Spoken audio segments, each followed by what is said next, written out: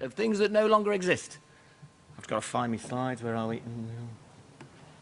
And it's right. Okay, right. No, it's all easy.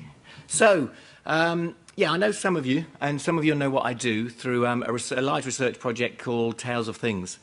So I'm a teacher, researcher, whatever you do, artist, and I work from Edinburgh. But we received a large grant from EPSRC a couple of years ago that afforded a chance to explore memories. And I wanted to take the idea for a walk today a little further into ideas of ghosts, metaphors, and perhaps, I suppose what's happened particularly recently with the project is that we always had a balancing act. We approached the project with the assumption that things were the things in their own right, and actually that the Europeans have began to evolve the word things to talk about artifacts. Now, actually, as I talk about this later on, you'll find that things actually, in terms of etymological links, aren't things, they're actually events. So when you start balancing up immaterial data with a thing, that you couple an Oyster card with data, you then begin to start balancing the scales. You've got as much immaterial data as material data. And we've been doing that. That's what we do with memories, if you like, and I'll show you quite quickly. But I suppose what the talk's about is what happens when those things tip. And rather like the last speaker, there are implications when things tip. So this is much about the scales. Now, I hate showing adverts, but I'm going to put this one. You'll be very familiar with this one. This is the IBM pitch. Over the past and it just helps just contextualize it if you're unfamiliar with the Internet of Things. It talks about this idea, what happens when all your fridges are turned on, which I'm sure Tomorrow's World were talking about 20 years ago, and what happens when your fridges talk to your Marks and Spencer's pack of sausages, and then they talk to your eggs, and you find out that you've got some breakfast coming soon. So it is, this Internet of Things, all things connected, ubiquitous computing, pervasive computing, so on and so forth. It does talk about things, but it's quite, if you think about things and the context of the Internet of Things, it is asking us that things probably need to dissolve, and we're not really talking about artifacts anymore, because they could be streaming data, it could be streamed from the sensors. I was going to show you a scary movie later, but I think even here that all the lights are on PIR, so if you stay really still, the lights might drop, and it might work. Because everything's streaming, of course. Everything's on this Internet of Things, be it a light, but does that mean you as much the light or the light itself? Thing is, though, they portray quite a networked context, a networked landscape. But truth be known, if we look at what the EU are proposing, it's much more linear. It's far more linear. The production pace or the date of arrival. They talk about tagging prawns in Grimsby, working out their temperature. These crawfish, for instance, were caught in the Atlantic a couple of days ago. Then they were processed and transported to the supermarket next door. With RFID, one can track every single step a product takes on its way to the supermarket and even monitor the temperature during transportation. RFID, she says it was such kind of RFID. So it's very linear, it's deeply linear. And actually most of the dialogues and most of the conversations, most of the funding, to be honest, is driven by a linearity, a teleology, a movement from cradle to grave, as though we're trying to slow up the grave, which is a perfectly good endeavour, but it is very, very linear. And all that we wanted to do in the project was just, I suppose, deploy a temporal turn and look at what happens if objects aren't going to the grave and actually they're being held back. And some of those objects are things that you own, your mums and your dads and your brothers and your sisters, those sentimental objects.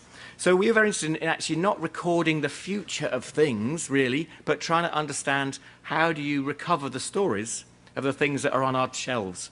Most of the things that are going to enter the Internet of Things, if you like, require a tagging framework. Now, it might start with a barcode, but it might move on to RFID, as she kept saying. We weren't too fussed about that, because the problem is all those new things might be in the Internet of Things, but what about all the old things? So the things that are on a mantelpiece, they haven't got a tag. I haven't got tags on my old things. So all we wanted to do is deploy a system that allowed people to add their own tags to old things, and then those old things could be part of the Internet of New Things. If that makes sense. Some of the inspiration for it, or some of the reference points, was you might be aware of Sophie Cal's work as artist, French artist. And I'm going to play you two instances of when she began to really demonstrate how an artifact, a thing, is an event, and it embodies memory. The TV Guide.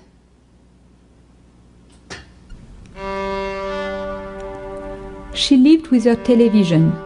One day she fell ill and was taken to the hospital, where she remained several months until she died on December 26, 1986.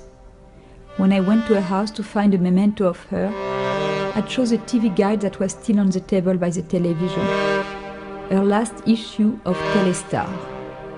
For my grandmother and her home, life had stopped the week of the 16th to the 22nd of August 1986. So very, very, very short, very, very Cal, very, French. But what she's done is she's placed those into a museum. So you'll see around, you can't see very clearly, but the museum has these artifacts, of which the stories are pretty crass and pretty banal. This is such and such a ballpoint pen from such and such a. There's no memory, there's no story. So she adds this kind of narrative dimension to it. Another one for you, which is even better Cal, really. The tie. I saw him for the first time in December 1985 at a lecture he was giving.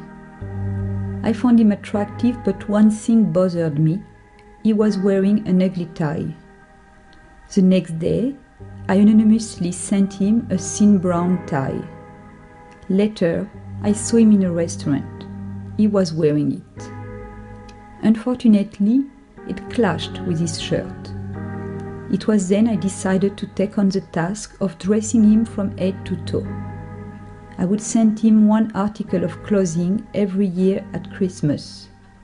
In 1986, he received a pair of silk grey socks. In 1987, a black alpaca sweater. In 1988, a white shirt. In 1989, a pair of gold-plated cufflinks. In 1990, a pair of boxer shorts with a Christmas tree pattern. Nothing in 1991, and in 1992, a pair of grey trousers. Someday, when he is fully dressed by me, I would like to meet him. That's Cal. That's the kind of girlfriend you really want. Anyway, so what was fascinating with Cal's work was it really did transform that thing. You can imagine picking that thing up and it would evoke this story. And it's no longer a brown tie where you're speculating where it might have, how much it might have cost or where it came from. But suddenly it's got this, whoa, who's the stalker going on. So those things fascinated us. So we launched this website in, I forget, April last year, I think. And very simply, it just allows any member of the public, any of you, you're public, you know that, to come along to a kind of Web 2.0 site, and you can drop a memory on a thing. So this is a screenshot from last night, and people have dropped up a photograph. They then attach a story. They can write the story, or they can tell it into YouTube or Audio Boo or something like that, attach that media, and then we generate them a QR tag. So that slaps on the bottom. So they can then put that on their shelf. And anyone reads it or scans it with the iPhone or the Android apps, it recovers a story. So it's rather just like that kind of Sophie Cal moment. You pick it up and it takes you, and it changes arguably in your hand. Just a really quick demo from Andy, who's in UCL. Totem app. There's the app. I don't know why I'm doing this really, because you've all done this, haven't you? You do this with sticky bits, and you do this when you scan things these days. But he's just scanning. The QR code on the bottom is ceramic sheep pig thing, and it kicks off and it goes to YouTube and it pulls down the movie. So that's the principle of that project. Now, I'll just talk over that, you'll get the idea. The thing is, though, once we had the site, we ended up just accruing stories. We didn't have any things, so it may as well just been another interface to YouTube, actually. It wasn't actually an Internet of Things. It was just a bunch of media clips and stories. So we had to find an interface, a physical interface, with which to make sense of it. And Drew, wherever he is, very kindly let us into Future Everything last year. And Oxfam very, very kindly let us into a shop which was on the Oxford Road. And this is it here. And for a week before Future Everything, we hung around, and RA hung around, and then Mike, gathering things from people as they drop things off, as you do. And as people drop things off, he would just ask them for a quick story, an audio story. And that was then associated with the artifact, so that when Future Everything opened last year, you could potter into the shop and you could scan, either with an RFID wand, like the one there, or with your own iPhone and do it yourself quite peacefully, and you would then recall the object. And then you could choose to buy it or not, or put it back. But that was the kind of breaking point where we realised this is a thing. There's no point trying to document all of these memories online. This isn't nearly as good as Sophie Cal's, but this is one of the stories. Okay, so I've donated this pink stripy jumper because I had it last year and I wore it to a barbecue, and I met a boy at the barbecue, and he was my boyfriend for a few months, but we're not together anymore, so I thought I'd donate it. So it hasn't got that je ne sais quoi, really. But what's interesting, when you held that pink jumper and the speakers in the shop, you scanned it, and the speakers in the shop brought you this voice, it did change in your hands. It's quite a spine-tingling sensation, because you got a voice, you got a gender all of a sudden, you got an age, you even got the odour of barbecue, and you were thinking, this isn't a very good long-term relationship jumper, but maybe it's good for a quick kind of short-term shag. So it was quite emergent in how we began to do these, but it was the fascinating of the things. So to some extent, we felt we'd succeeded in dealing with this kind of, well, we'd dealt with this linear turn, this kind of, okay, let's deal with understanding the events and memories for a whole generation, from the oldest guy who fought in the First World War, who's just died. There is hundreds of years of this stuff that is present in your relationship with each other, that linearity looking back is as powerful as looking forward. The only catch was, though, it is still a little bit kind of dialogical. It just travels forward and backward, really. And I think more interestingly, more recently, we're interested in this balance then. So to some extent, the Remember Me project did balance it. You know, with every pink jumper, you're going to get a barbecue kind of love story. And it's a fair balance. But obviously things they don't do that. You know, you're in this ubiquitous context and everything's travelling around and moving backward and forward, and it's not as simple as talking about one time frame, forward or backwards. It's far more complex. We're also interested in the idea that what happens then when you really start chucking a lot of memories on one thing. So maybe you had 10, 15 different voices on one artifact. What does that do for the material? Does it outweigh it entirely? So this year we proposed Remember Us, and Remember Us is in 2 Oxfam shops. It's in Oldham Street. There's the Emporium, where you'll find a shed, because it's that sort of, you get a bit, you know, EPSRC money stretches, but we ain't going to build anything too fancy. So there's a B&Q shed that's been painted white, and that's our memory booth, and you can capture, you go along and people ask you to capture stories. On the side of the shed, though, are these things. Now, these are funny things. This is where I'm going to try and pull some wool over your eyes. Those are not things. They're surrogate objects. They're surrogate things. Because actually what they're going to do is, all of those tags on the right hanging off them, if you fancy leaving a memory, we'll ask you to leave a memory that is related to one of those objects. And as you leave the memory, you'll nip into the booth, tell a story. We had someone yesterday talking about the shoes, and so this is me starting to tag this up. So there was a lovely story about the necklaces and how necklaces and jewellery takes her on journeys around the world, and when she puts the jewellery on, it becomes a kind of an association with travel. Well, as we gather those over the next few days, all of those things are going to get 4, 5, 6, hopefully 10 or so memories attached to it. Meanwhile, while that's the in tray for them, if you go to the vintage shop, which is just a few doors down on Oldham Street, the guys, no one's intervening there, but the shop assistants are offering you stickers, these QR codes. So if you buy a necklace in a vintage shop, you'll actually be asked to take on 10 or so memories, or as many memories as we gather here. So in some ways we've got an in portal and an out portal through the other shop. And these things, as I say, those aren't things anymore, because they're so outweighed with the memories. If I go and buy some shoes in the vintage shop by Saturday night, hopefully you'll have 10 stories on shoeness. Good shoeness, bad shoeness, scary shoeness. I've beaten someone with a shoe, I've scored in a shoe. It's shoeness, but it's not the shoe. So as opposed to approaching an artifact which was perhaps second-hand, but still an idea of fresh, which is something that consumers always ask us to do, assume that this is fresh. Don't you do that? If you ever buy a shirt, you think, I'll try it on, it feels good. I'll put that one on the rack and I'll take one in a plastic cellophane packet. You do it all the time, as though you've worn it, it fits you.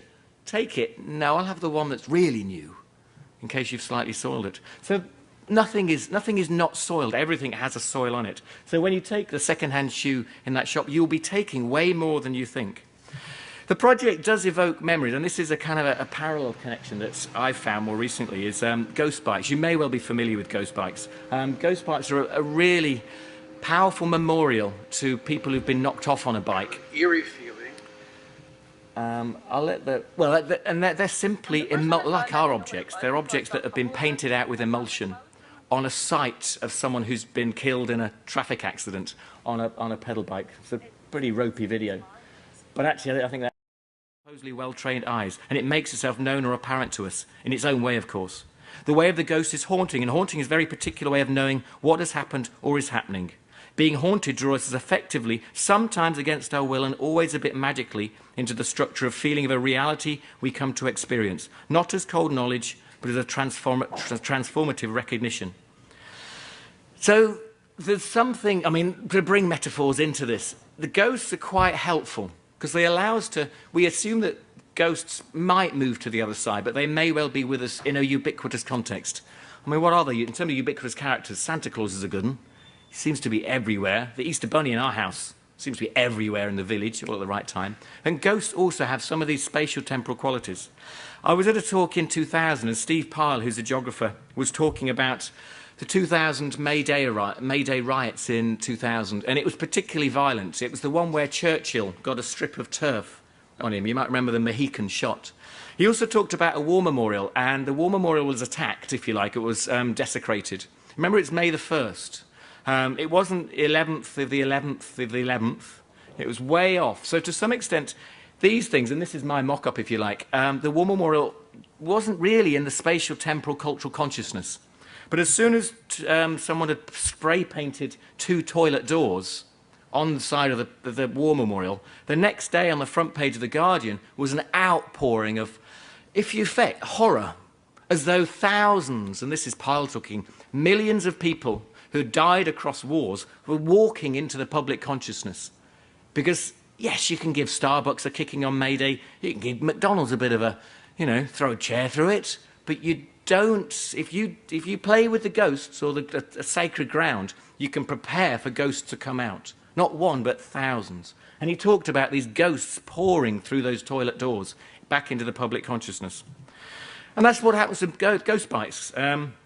I forget who did this, but there's a student in DC. One of the ghost bikes was removed by the local government, if you like. And he took it upon himself, if you like, when he discovered this, to then replace 22 bikes for the amount of years that the woman had before she got knocked over in the traffic accident. So suddenly, again, if you scrape the surface on something, you can guarantee you'll get more back. You can guarantee that if you scratch it, it'll come out, and more may well come out. So let's just, again, explore this ghost theme. And we know ghosts. We know this happens. In fact, all ghost stories are this idea that things will come to us. And you'll know that Spielberg did it so well, actually, in Poltergeist, when Carol Ann became this conduit for understanding the graveyard, the burial ground upon which her dad's estate was being built, hadn't been dealt with particularly delicately for ghosts and for memory. And we know that Carol Ann becomes this conduit, this portal, this thing to which events then she becomes surrogate for them. Sorry about the light. If you were really still, it would have been darker now.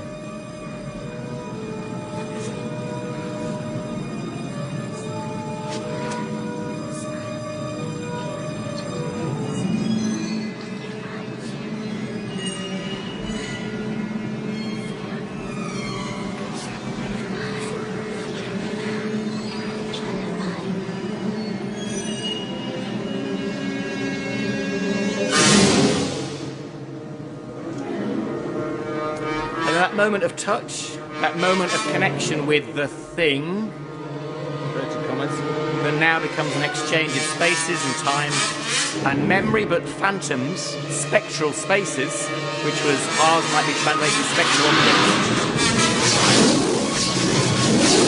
And it all kicks off, as you remember. Fantastic, go and watch it, it's really good, it's great. But these things are temporal, these things are spatial, and these are artifacts. And when we think of the city, of course, the cities aren't actual. I mean, working in an architecture school, forgive me if you're an architect, but it is proving very difficult to still bang on the door of architecture and describe that space was never produced by concrete. It was always a social, cultural negotiation, as I'm sure you know, because you negotiate cyberspaces through the construction of social dialogue. This is Haymarket. Edinburgh has two stations, Waverley, which is in the centre, if you like, slightly to the east, and Haymarket, which is just to the left, to the west, sorry. And Haymarket, before I arrived, I've only been there 3 years, had a war memorial, and the war memorial was constructed really for the footballers of the Hearts of Midlothian football team who died in the First and Second World War, and it was there for a long time. But trams, we all want a tram, don't you? If you're going to be a cool cultural city, you get yourself a tram. Well, that's what Edinburgh thought. But it's meant that the war memorial has been moved, and it's been put into storage. So when I was there, I never saw it. It just, it was gone, and you used to have these kind of cones everywhere as they're beginning to, clear the roads. But something really extraordinary happened. Well, it happened twice to me now. On the 11th of the 11th, it emerged as a ghost, and it just came back.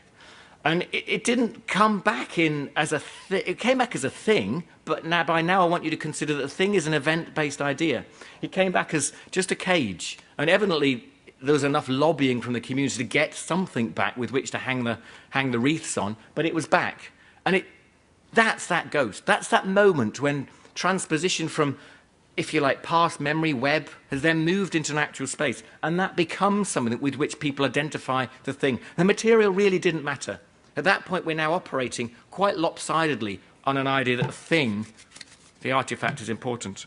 But things have always been mediums, and so I'm going to be cheesy and extend this paranormal metaphor now as mediums, as we begin to consider then how a medium we always consider to be human, as though there's a social human agency in managing and mediating the personal relationship with the supernatural. But if we're beginning to talk about agency, which the last talked about in terms of bots, then evidently we're going to talk about things having agency and things becoming mediums. And the mediums and the fact that perhaps these particular things, the Tomb of the Unknown Soldier is a very, very interesting artifact. If you think about it as a cultural form, then it's an unknown person. And yet many, many, many people identify it with an artifact, a thing to which they can find personal identification. And they're all over the world.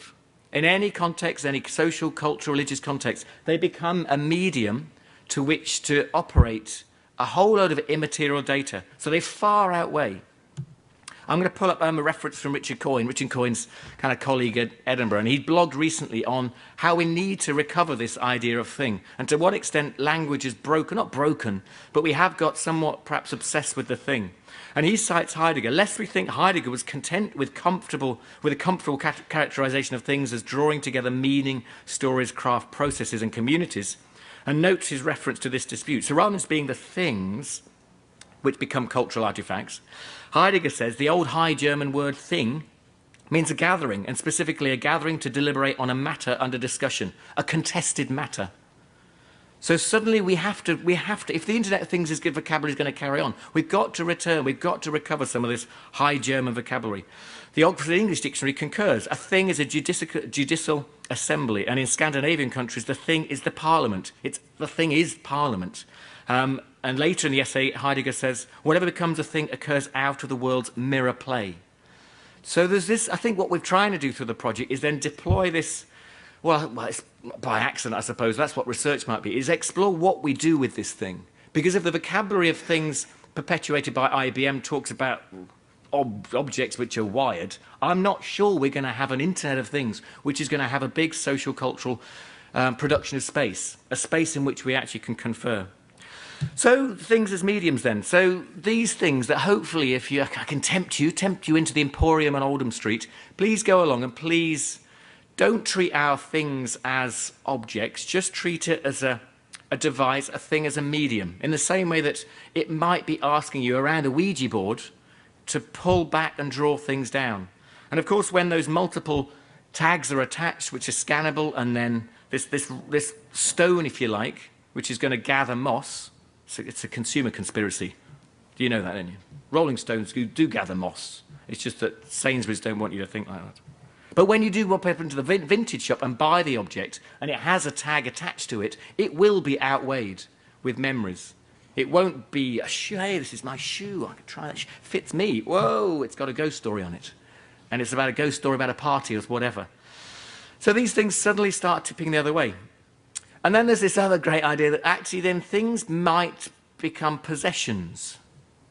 And these possessions of ours that actually when we think we put them back on a mantelpiece, well, actually, those things might not be the things that connect to stories which we've dropped on this week. They might be other things.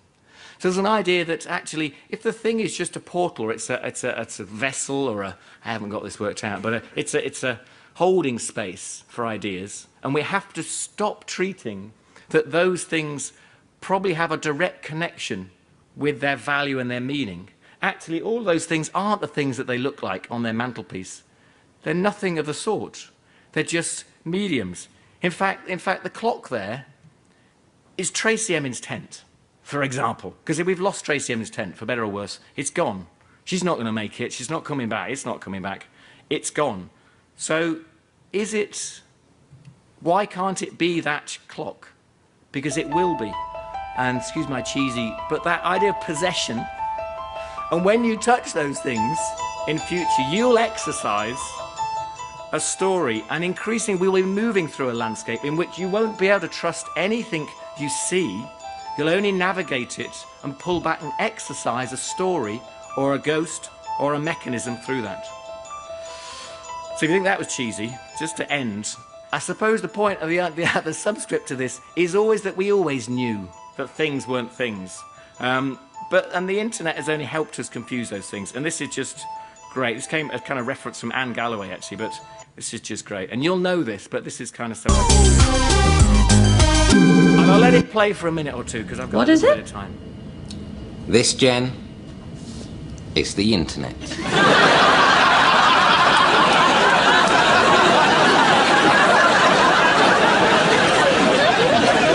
What? That's right. This is the internet. The whole internet. Yep. I asked for a loan of it so that you could use it in your speech. It's so small. That's one of the surprising things about it. Hang on. It doesn't have any wires or anything. It's wireless. Oh yes, everything's wireless nowadays, isn't it? So I can really use it in my speech. What if someone needs it? Oh, no. People will still be able to go online and everything. It'll still work. Oh, good. I tell you, you present this to the shareholders and you will get quite a response. Can I touch it? Ooh. It's so light. Of course it is, Jen. The internet doesn't weigh anything. No, of course it doesn't. Hey! What is Jen doing with the internet? Ma said I could use it for my speech. Are you insane? What if she drops it? I won't drop it. I'll look after it. No, Jen. No, this needs to go straight back to Big Ben. Big Ben? Yeah, it goes on top of Big Ben. That's where you get the best reception. All right, I promise I won't let anything happen to it. No, Jen, I'm sorry, but the elders of the internet would never stand for it. No, Roy, I spoke to the elders of the internet not 1 hour ago. I told them about Jen winning Employee of the Month, and they were so impressed that they wanted to do whatever they could to help. Wait a minute. The elders of the internet. The elders of the internet know who I am. You've got to let me have it. No, Jen, I'm sorry. It's just too risky. Oh, please, Roy. Oh. Well, Moss, has it been completely demagnetized?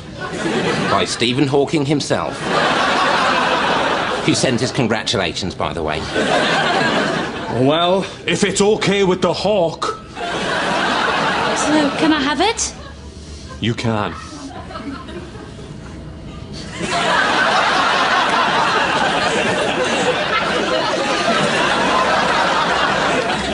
Oh, don't forget your speech. Oh, thank you.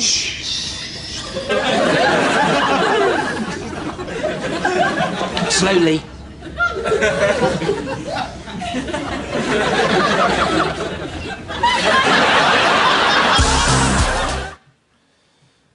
Thanks very much.